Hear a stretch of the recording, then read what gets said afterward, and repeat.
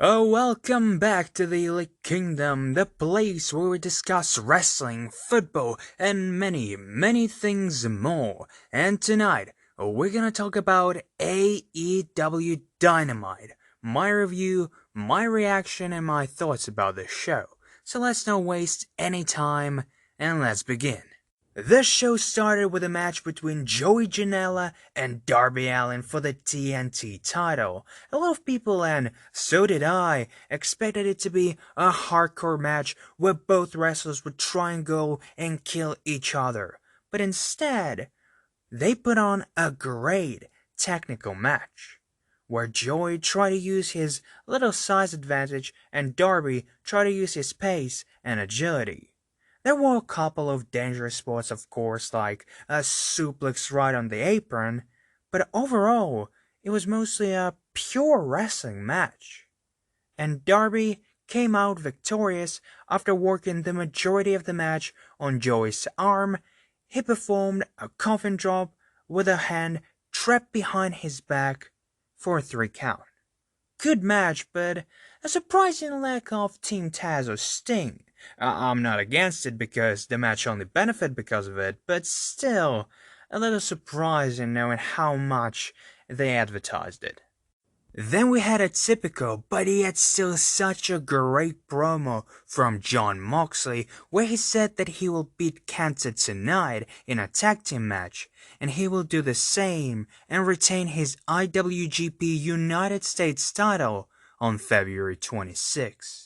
Then we had another backstage segment where Sammy accused MJF of trying to become the leader of the Inner Circle, but Max countered this argument with an accusation of his own, saying that Sammy is actually the one who tries to become the leader of the Inner Circle.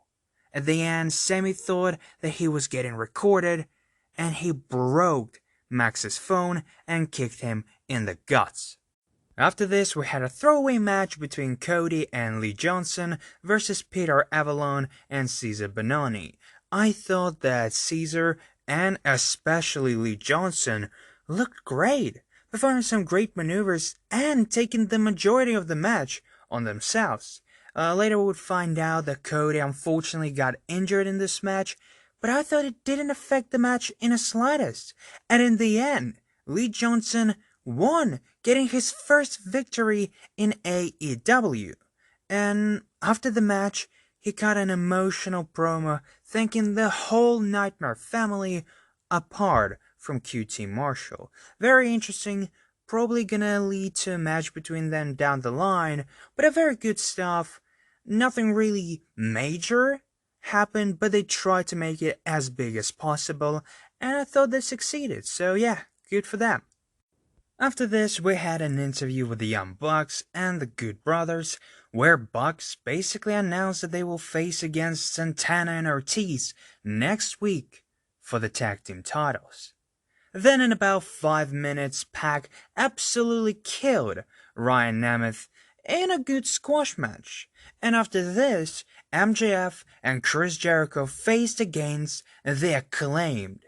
Before the match, MJF appeared with a tape all around his waist, selling the effect of a furious punch of Sammy Guevara.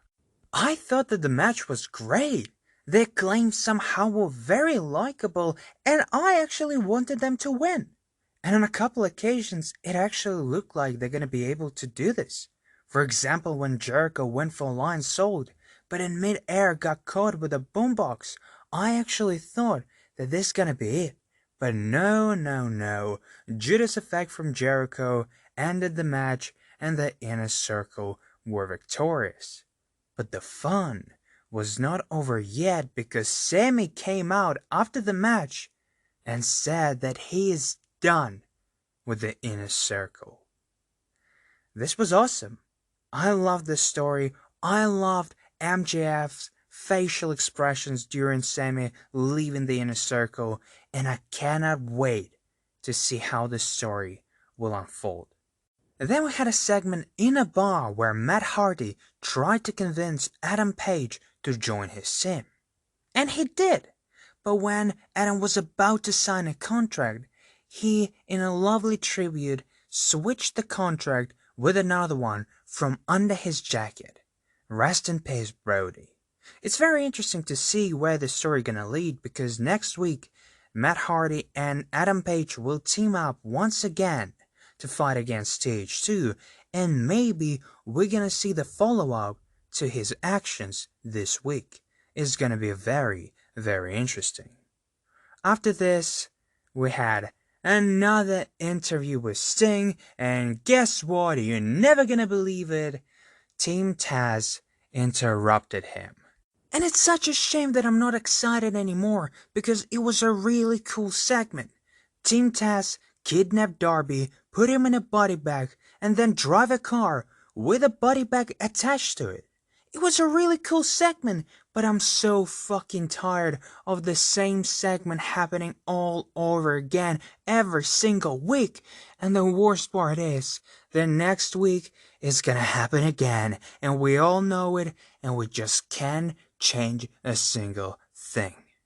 After this, Thunder Rosa faced against Layla Hirsch in a first round of a women's tournament. And what an awesome match it was. Both women put on a physical, hard-hitting technical bout where Thunder Rosa beat Layla Hirsch after a beautiful sequence. I'm a big fan of Rosa, but every single week Layla Hirsch is growing more and more and more on me. Since the first week she appeared on Dark and Dynamite to this day, and I really hope AEW will strap a rocket right to her because she deserves a lot of stuff. So there's a lot of women in this women's division, so I expect a lot of cool stuff and interesting stuff happening in a women's division in 2021. But now, it's time for our insane and fun main event between Lance Archer and Jon Moxley versus Kenny Omega and debuting Kenta from New Japan. This match was absolutely nuts, starting with Kenta immediately going for Moxley, even arguing with Omega, who tried to help him out by beating up Moxley too. But then they would quickly forget about their old differences because, oh shit, Lance was up and so was Moxley. That's why Omega brought chairs, letters, and even a trash can.